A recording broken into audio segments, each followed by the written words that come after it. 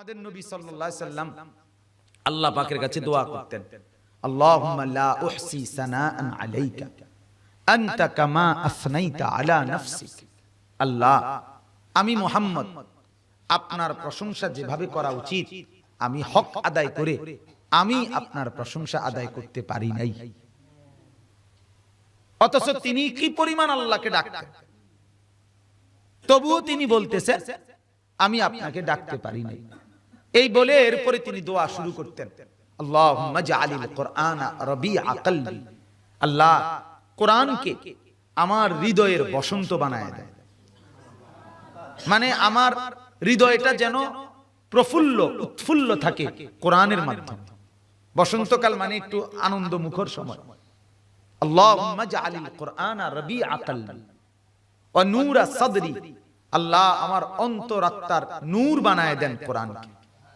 ওয়া জালাআ হুজনি। আল্লাহ, আমার সমস্ত পেরেশানি দূরকারী কোরআনকে বানিয়ে দেন। ওয়া যাহাবা হাম্মি। সমস্ত অস্থিরতা যেন দূর হয়ে যায় কোরআনুল কারীমের মাধ্যমে। এইভাবে দোয়া করতেন নবীজির দোয়ায়। আমরা কয়জনে বলেন, ইনসাফের সাথে বলেন, আল্লাহর নবী সাল্লাল্লাহু আলাইহি সাল্লাম যে দোয়াগুলো করতেন সেই দোয়াগুলো আমরা করি? আমাদের শুধু দুনিয়া পার্থিব বিষয়ের দোয়া, শুধু ঘর সংসার বাড়ি দালান বিল্ডিং জায়গা জমি ছেলে মেয়ে বিদেশ সার্কি দোকানদারি ব্যবসা, এগুলো নিয়েই শুধু কি দোয়া চায়, নিজেও করে হুজুরদের কাছেও দোয়া চায় এগুলো নিয়ে। অথচ চাওয়া উচিত কি মূলত? আখিরাত, পরকাল, ইবাদত। ইব্রাহিম আলাইহিস সালাম আল্লাহকে বলছেন, ওয়ালা তুখজিনি ইয়াউমা ইউবআসুন। আল্লাহ, হাসরের কঠিন ময়দান, যেই ময়দানে ইয়াউমা লা ইয়ানফাউ মালুন ওয়ালা বানুন, ছেলেও কোনো উপকারে আসবে না, মালও কোনো উপকারে আসবে না। আল্লাহ, আমি ইব্রাহিমকে ওই হাসরের ময়দানে আপনি বেইজ্জতি করবেন না। এটা দোয়া করছে, এটা দোয়া করছে। আল্লাহ মুমিনকে শিখাইছেন, মুমিন আমি আল্লাহ তোমাকে শিখাচ্ছি, দোয়া করো, রব্বানা আসরিফ আন্না আযাবা জাহান্নাম। আল্লাহ, জাহান্নামের আযাব থেকে আমাকে ফিরায় দেন। ইন্না আযাবাহা কানা গারামা ইন্নাহা সাআত মুস্তাকাররা ওয়া মুকামা। আল্লাহ, জাহান্নাম বড় নিকৃষ্ট ঠিকানা। এই দোয়া করতে বলছেন আল্লাহ, বলছেন মুমিন তুমি এই দোয়াটা করো। তাহলে আমাদের উচিত আল্লাহর কাছে বেশি বেশি কি চাওয়া? তৌফিক চাওয়া। কি চাওয়া বলেন?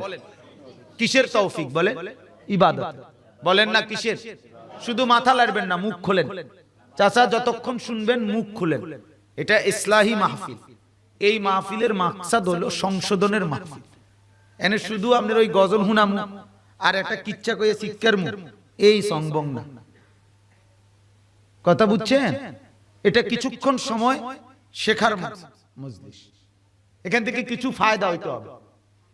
কথা বুঝছেন কিনা? কিছু উপকার হইতে হবে, এটা জরুরি বিষয়। আমার এই ইসলাহি মাহফিল মানে গতানুগতিক অন্য মাহফিলের চাইতে একটু ব্যতিক্রম। ব্যতিক্রম মানে এই, এটা ইসলাহ করা মানে সংশোধন করা। আমার সংশোধন, আমার জীবন ঠিক করা। পাঁচটা জিনিস, মূলত পাঁচটি জিনিসের সংশোধন করতে হয়। এক নাম্বার আকায়েদ, আমার আকীদা এবং বিশ্বাসের মধ্যে যেন কোনো কুফরি না থাকে, শিরিক না থাকে। দুই নাম্বার ইবাদাত, আমার আমল নামাজ রোজা হজ যাকাত ওযু গোসল দান সাদাকা, এগুলোর কি কয়? ইবাদত। এই ইবাদতের মধ্যে যেন কোনো বিদআত, কোনো রুসুমাত, সামাজিক কুসংস্কার কিংবা বিদআত, নবী এবং সাহাবীদের আমল বহির্ভূত কোনো কাজ যেন না হয়, এদের বহির্ভূত কাজটা যেন না হয়, এটা খেয়াল করা, এটা ইসলাহ করা। তিন নাম্বার হলো মুআমালাত, আমার লেনদেন, আমার লেনদেনের মধ্যে যেন কোনো হারাম কাজ না হয়। জমি বেচতে গিয়ে, জমি কিনতে গিয়ে, দোকানদারি ব্যবসা করতে গিয়ে, মাল কিনতে গিয়ে, মাল দিতে গিয়ে আমার মধ্যে যেন কোনো হারামের লেনদেন না হয়, এটা খেয়াল করা, এটা সংশোধন করা। এটা হলো তৃতীয়।